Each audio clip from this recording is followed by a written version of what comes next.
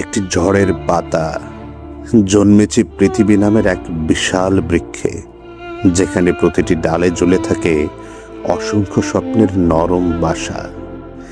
দেখেছি হাসির আলো, কান্নার বৃষ্টি, ভালোবাসার নীরব অঙ্গীকার, আর হৃদয়ের গোপন ইচ্ছেদের ধীরে ধীরে বড় হয়ে ওঠা।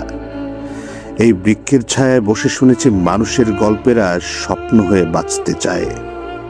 তখন আমিও চেয়েছিলাম কোন এক বিশাল ডালের সবুজ সুন্দর পাতা হয়ে বাঁচতে, রোদে দুলতে, বৃষ্টিতে ভিজতে, কারো চোখের সৌন্দর্য হয়ে থাকতে।